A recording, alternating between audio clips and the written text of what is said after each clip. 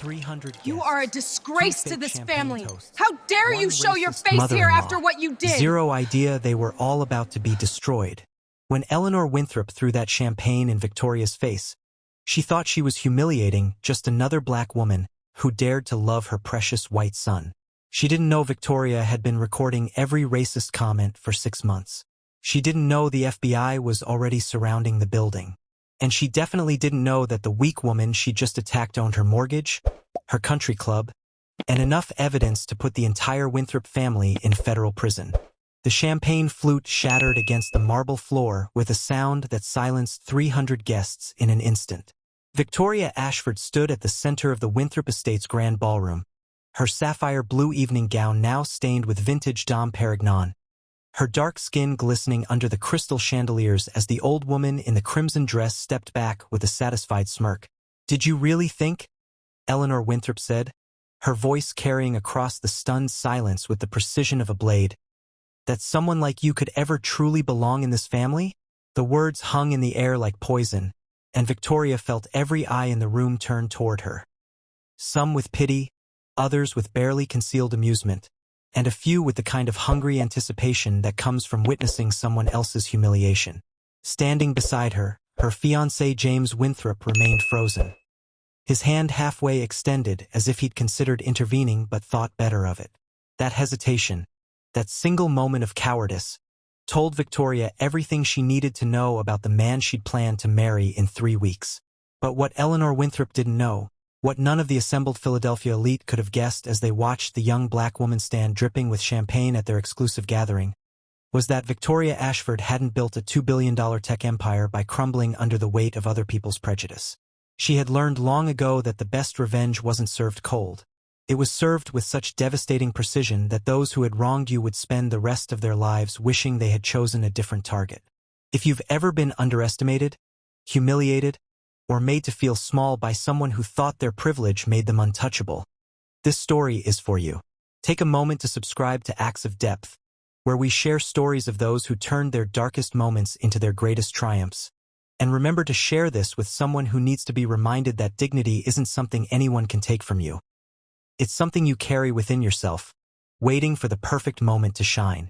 Victoria's journey to that humiliating moment in the Winthrop ballroom had begun 18 months earlier, when she'd first met James at a charity auction in Manhattan.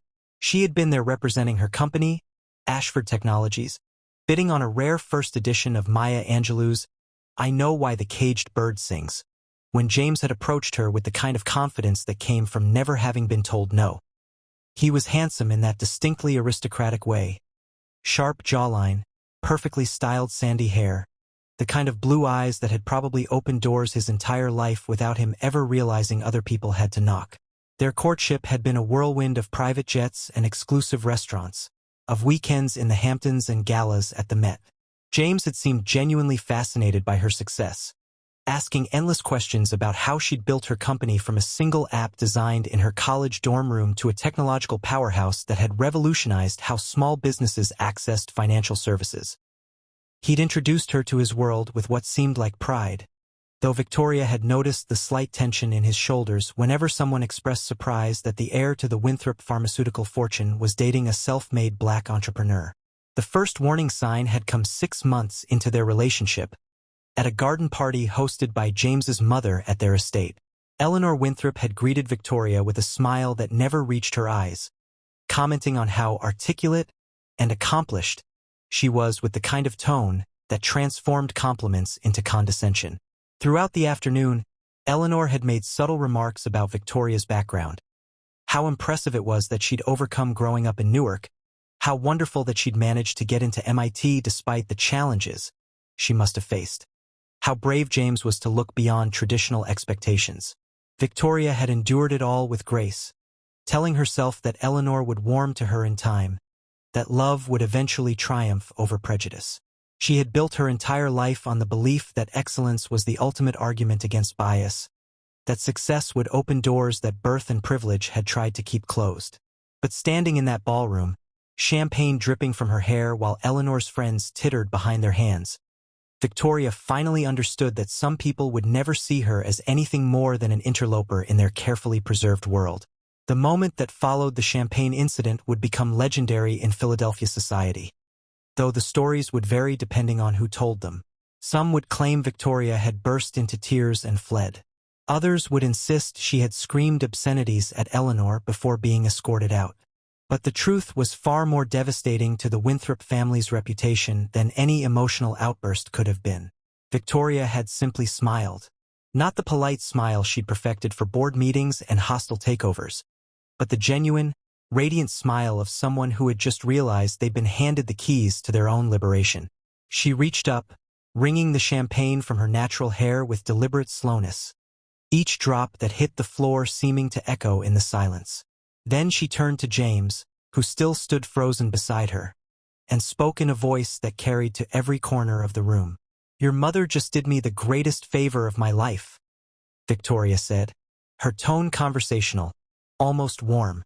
"She showed me exactly who you all really are before I made the mistake of legally binding myself to this family." Eleanor's smirk faltered slightly, but she recovered quickly, lifting her chin with the imperious confidence of someone who had never faced real consequences. "I'm sure you'll find someone more suitable to your station," she said, the words dripping with false sympathy. Victoria's smile widened. "Mrs. Winthrop, I need you to understand something. My station, as you so delicately put it, is so far above yours that you'd need a telescope to see it. While your family has been living off the profits of price-gouging insulin to diabetics, I've been building technology that actually helps people. While you've been hosting these little parties to make yourself feel important, I've been named to Forbes' list of the most powerful women in tech 3 years running." The room had become so quiet that the distant sound of the catering staff in the kitchen could be heard. James finally found his voice, stepping forward with his hands outstretched in a placating gesture. "Victoria, darling, please.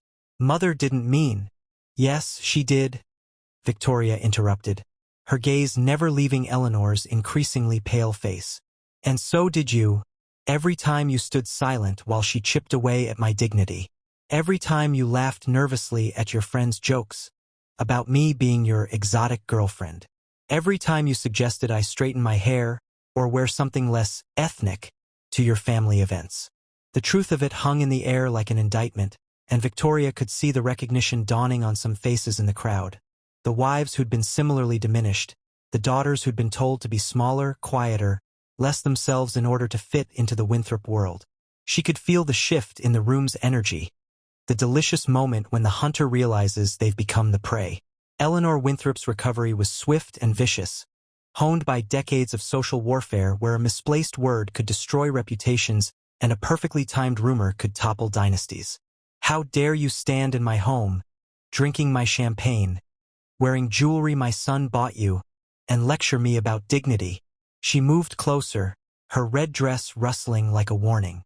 "You're nothing but an opportunist who targeted my son for his name and connections.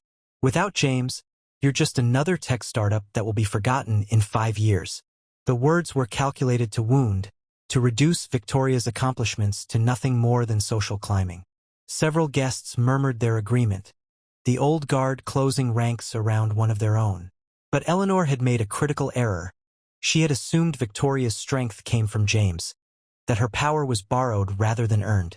It was the kind of mistake that had toppled empires. Victoria reached into her blue clutch, pulling out her phone with the casual elegance of someone checking the time. "Speaking of your champagne, Mrs. Winthrop, I should mention that as of—" She glanced at the screen. 43 minutes ago, I became the majority shareholder in Chateau d'Yquem, which means that vintage Dom Perignon you just wasted on your little performance actually belongs to me." She paused, letting the information sink in. "I've been quietly acquiring luxury brands that your circle depends on to maintain their sense of superiority. The Champagne House, the yacht club where you summer, that exclusive jewelry boutique on Rittenhouse Square where you buy your overpriced diamonds. I own controlling interests in all of them." The blood drained from Eleanor's face as she began to understand the scope of what Victoria was revealing. Around the room, phones were beginning to appear as guests frantically checked their own portfolios, their social media, their connections to the woman they just watched being humiliated. "But that's just business," Victoria continued, her voice carrying the quiet confidence of someone holding all the cards. The real story, the one your society friends are going to find absolutely delicious, is what I discovered about the Winthrop family fortune. She turned in a slow circle, addressing the entire room now. 6 months ago, when James first introduced me to his mother, I was curious about the woman who'd raised the man I thought I loved. So I did what I do best, I researched. And what I found was fascinating. James stepped forward, his face flushed with anger and panic. Victoria, stop this. Whatever you think you know. What I know, Victoria interrupted, her eyes flashing with the first real sign of anger, is that Winthrop Pharmaceuticals has been systematically defrauding Medicare for the past 15 years. Ghost patients, falsified prescriptions, kickbacks to doctors who prescribed your overpriced medications to nursing home residents who never needed them. She held up her phone. I have everything. Every email, every falsified document, every offshore account where you've hidden the profits from letting sick elderly people suffer so you could afford another horse for your stables. The room erupted. Guests were backing away from the Winthrops as if scandal was contagious. Phones were recording, and somewhere in the chaos, Victoria heard the distinctive click of professional cameras. Someone had alerted the press. Eleanor's carefully constructed world was collapsing in real time, and the woman who'd wielded social power like a weapon suddenly found herself defenseless. You're lying? Eleanor gasped, but her voice lacked conviction. Her eyes darted to her husband, Charles, who had gone gray and was reaching for his heart medication. This is slander. We'll sue you for everything you have. Victoria laughed, the sound rich and genuine. With what lawyers, Eleanor? The team from Harbinson, Klein and Associates? The ones who've been helping you hide your Medicare fraud? They received copies of all the evidence an hour ago, along with a notice that their retainer has been terminated for ethical violations. Or perhaps you meant the backup firm you keep on retainer. They're a bit busy right now. The FBI is raiding their offices as we speak. The distant sound of sirens was growing louder, and through the ballroom's tall windows, the flashing lights of federal vehicles could be seen approaching the estate. Victoria had orchestrated everything with the precision of a conductor leading a symphony of justice. Every movement, every revelation had been timed to create maximum impact. You called them? James's voice cracked with disbelief. You called the FBI to my parents' anniversary party? No, Victoria said softly, and for a moment, something like pity flickered across her face. I called them 6 months ago, the day after your mother's garden party. The day she first tried to make me feel small. I gave them everything they needed to build an airtight case, but I asked them to wait. I wanted to be sure, you see. I wanted to give your family every opportunity to show me I was wrong about who you really were. She walked over to the shattered champagne flute, her heels crunching on the broken glass. Every dinner party where your mother made snide comments about my hair. Every time your father jokingly asked if my success was due to affirmative action. Every single moment when you stood silent while your family chipped away at my humanity. I documented it all. Not for evidence, but for clarity.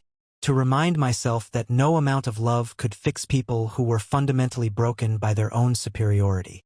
The FBI agents were entering the ballroom now, their presence transforming the elegant space into a crime scene. Eleanor tried to maintain her composure as they approached, her chin still raised in defiance, but her hands were shaking. Charles Winthrop was already being read his rights, his lifetime of criminal privilege ending in a pair of handcuffs that didn't care about his social standing. Mrs. Eleanor Winthrop, the lead agent said, his voice cutting through the chaos. You're under arrest for conspiracy to commit healthcare fraud, money laundering, and racketeering. You have the right to remain silent. As the handcuffs clicked around Eleanor's wrists, she turned to Victoria with pure hatred burning in her eyes. You've destroyed everything. 300 years of family legacy. Gone because you couldn't handle a little champagne. Victoria stepped closer, close enough that only Eleanor could hear her response. Your legacy was built on the suffering of others. All I did was hand you the bill. She straightened, addressing the room one final time. For those of you recording this, please make sure you get the full story. The Winthrop family's pharmaceutical empire was built on denying medication to people who couldn't afford their artificially inflated prices. They let children die of diabetes while they bought racehorses. They let elderly people suffer in pain while they threw parties that cost more than most Americans make in a year. The transformation of the ballroom from celebration to crime scene was swift and surgical. Federal agents moved through the crowd with practiced efficiency, separating witnesses from potential co-conspirators, their presence turning Philadelphia's most exclusive gathering into something out of a Hollywood thriller. But Victoria wasn't finished. The champagne incident had been the appetizer. Now it was time for the main course. "Before you take them away," Victoria called out to the lead FBI agent, a tall black woman whose presence seemed to give Victoria additional strength. "There's something else these people should know." She pulled out a slim tablet from her clutch, its screen coming to life with a few quick taps. You see, Eleanor's prejudice wasn't just personal. It was institutional. The ballroom's massive projection screen, typically used for displaying family portraits during Winthrop celebrations, suddenly flickered to life. Internal emails began scrolling across it, each one more damning than the last. There was Eleanor writing to the board of the country club, arguing against admitting a prominent black federal judge because it would change the character of their institution. There was Charles bribing city officials to prevent affordable housing from being built near their properties. And then, most devastatingly, there were the emails about Victoria herself. "She's pretty enough for James to get it out of his system," Eleanor had written to her sister 6 months ago. "Men from our background always have their little rebellions. Let him have his fun with her, and when he's ready to settle down properly, we'll introduce him to the Pemberton girl." James's face crumbled as he read his mother's words displayed 10 feet tall for everyone to see. "Mother, you said you were beginning to accept her." Eleanor, even in handcuffs, managed to look at her son with withering disdain. "Don't be naive, James. Did you really think I would let you pollute our bloodline? I was already in talks with Judge Harrison about having any children from your union with her declared illegitimate for inheritance purposes. The cruelty of it, the calculated evil of planning to delegitimize children who hadn't even been conceived yet, sent a wave of revulsion through the crowd. Several of Eleanor's closest friends were edging toward the exits, desperate to distance themselves from the unfolding catastrophe. But Victoria wasn't interested in the rats fleeing the sinking ship. She had bigger prey in mind. "Agent Martinez," Victoria said, addressing the lead FBI agent directly, "I believe you'll want to check Eleanor's phone, specifically, the encrypted messaging app she thought was untraceable. You'll find communications with a man named Gregory Dalton about hiring someone to cause an accident that would have left me unable to walk." The room gasped collectively. Even in their world of casual cruelty and social warfare, attempted murder was beyond the pale. Eleanor's lawyer, who had just arrived in a panic, went pale as he realized his client's situation had escalated from financial crimes to potential attempted murder charges. "That's impossible," Eleanor snarled, but her voice had lost its imperious tone. "You can't prove anything. Those messages were encrypted." Victoria's smile was sharp enough to cut glass. "Encrypted by SecureLink, a company I acquired 3 months ago. Every message you sent, every plan you made, every cruel thought you committed to digital paper. I have them all." She turned to address the crowd one more time. "I want everyone here to understand something. I didn't do this because Eleanor Winthrop threw champagne on me. I did this because she and her family represent everything that's poisoning our society. The belief that wealth and whiteness grant you the right to destroy lives without consequence." She walked over to James, who stood frozen like a statue, his perfect world crumbling around him. For a moment, Victoria's expression softened. Despite everything, she had loved him once, or at least loved the person she'd thought he could become. "You could have stood up for me," she said quietly. "Just once, you could have chosen me over them. But every time it mattered, you chose silence. And silence in the face of injustice is just cowardice with better manners." James reached for her hand, tears streaming down his face. "Victoria, please. I love you. We can get through this. I'll testify against them. I'll give up everything. Just please, don't leave me." The desperation in his voice might have moved her once. But Victoria had learned the hard way that love without respect was just possession by another name. You don't love me, James. You love the idea of me, the successful black woman who made you feel progressive, the trophy that proved you weren't like your parents even though you never actually challenged them. You loved what I represented, not who I was. She pulled her hand away and began walking toward the exit, her blue gown rustling with each step. But before she reached the door, she turned back one final time.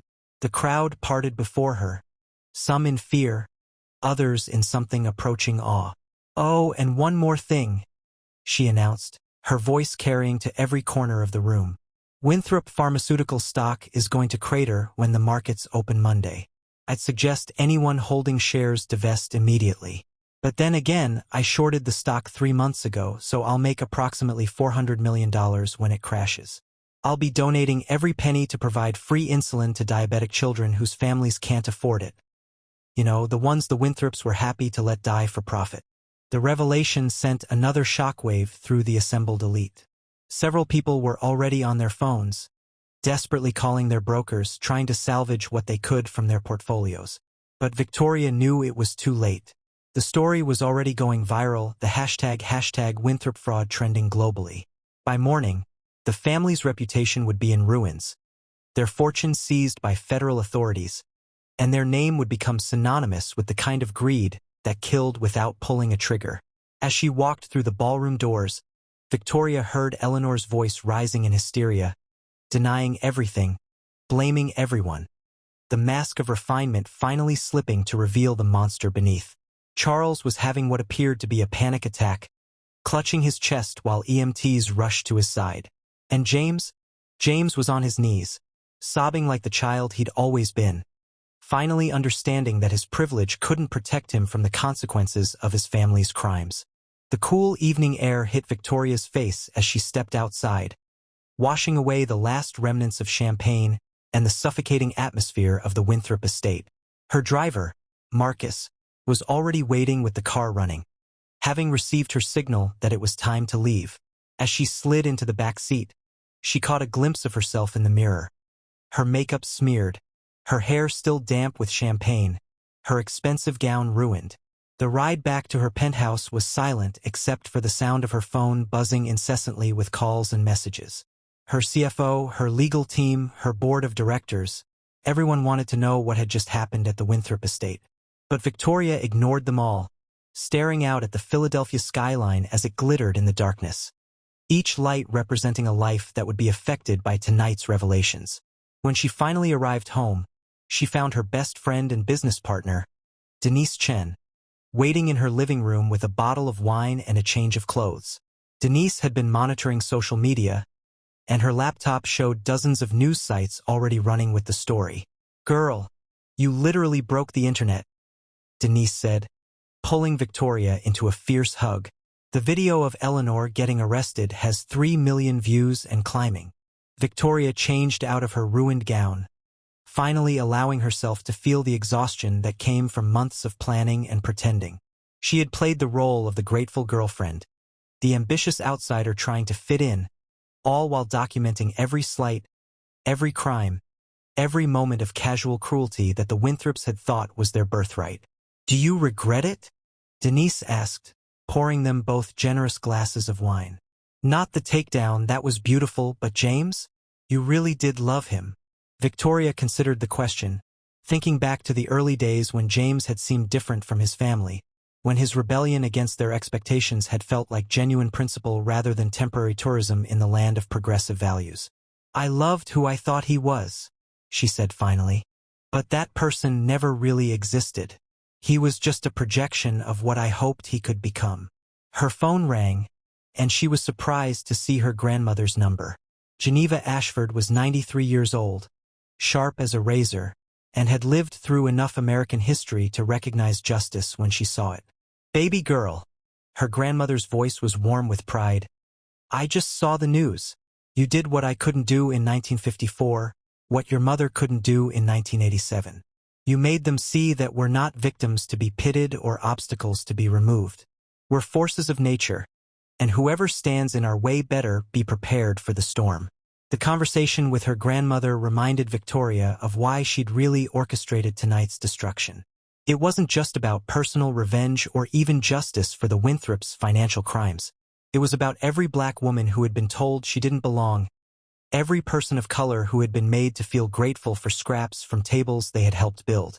It was about her grandmother, who had been denied admission to medical school because of her race. It was about her mother, who had been passed over for promotions despite being the most qualified candidate. It was about breaking the cycles of power that allowed people like the Winthrops to flourish while others suffered. As midnight approached, Victoria stood on her balcony, looking out at the city below. Her phone showed 17 missed calls from James, each voicemail more desperate than the last. She deleted them without listening. There would be no reconciliation, no dramatic reunion where love conquered all. Some bridges were meant to be burned, and some fires were meant to light the way forward. The next morning came with the kind of media frenzy usually reserved for royal weddings or political assassinations. Every major news outlet led with the story of the Winthrop family's downfall, complete with analysis of their financial crimes, their social prejudices, and the brilliant woman who had brought them down. But the real victory came in the smaller stories that emerged throughout the day. 3 whistleblowers from within Winthrop Pharmaceuticals came forward with additional evidence of price-fixing and patient neglect. A group of nursing home residents filed a class action lawsuit against the company for overmedication and fraud. And most satisfyingly, the FBI announced they were expanding their investigation to include 12 other pharmaceutical companies with ties to the Winthrops. Victoria spent the day in her office at Ashford Technologies, but not hiding from the media attention. Instead, she held a press conference where she announced the creation of the Ashford Foundation for Healthcare Justice, funded with her profits from shorting Winthrop Pharmaceuticals stock. The foundation would provide free and low-cost medications to underserved communities, offer legal support to victims of healthcare fraud, and lobby for stricter regulations on pharmaceutical pricing. Last night, someone tried to humiliate me because of the color of my skin and the circumstances of my birth, Victoria told the assembled reporters. They thought their wealth and connections made them untouchable. They were wrong. But this isn't just about one family or one company. This is about systemic change. This is about ensuring that no one else has to choose between insulin and rent, between cancer treatment and feeding their children. The response was overwhelming. Donations poured in from around the world, from billionaires who wanted to cleanse their own consciences to ordinary people who gave what they could because they believed in the cause. Within 24 hours, the foundation had raised $200 million. Within a week, it was closer to $1 billion.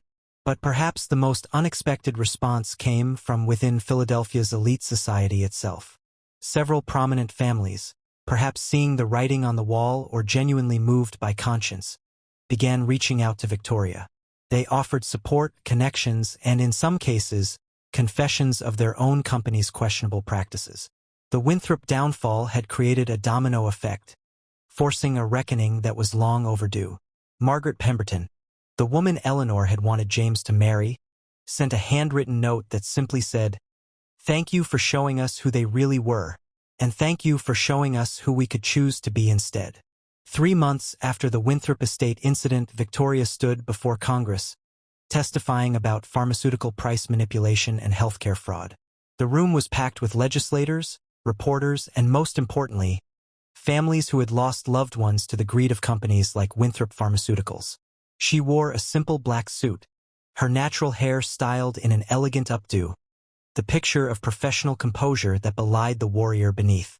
"Senators," she began, her voice carrying the weight of every life lost to corporate greed. "What happened to the Winthrop family wasn't an anomaly. It was a symptom of a disease that has infected our healthcare system. When we allow profit to matter more than people, when we let wealth insulate criminals from consequences, we become complicit in murder by spreadsheet."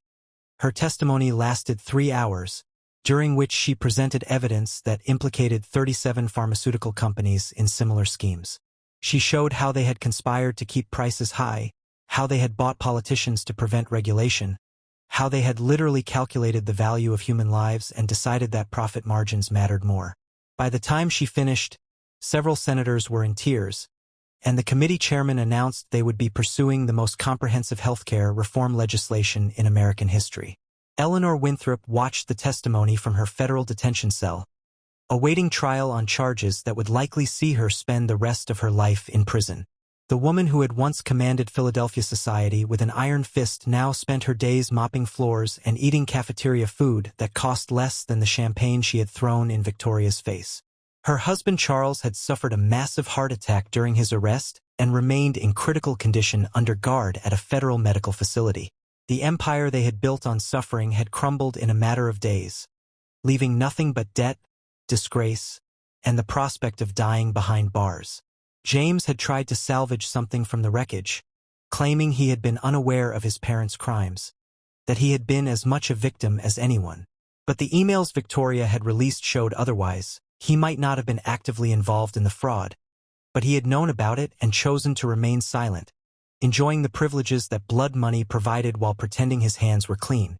He had been stripped of his trust fund, his assets frozen, and his reputation destroyed so thoroughly that even the most desperate social climbers wouldn't return his calls.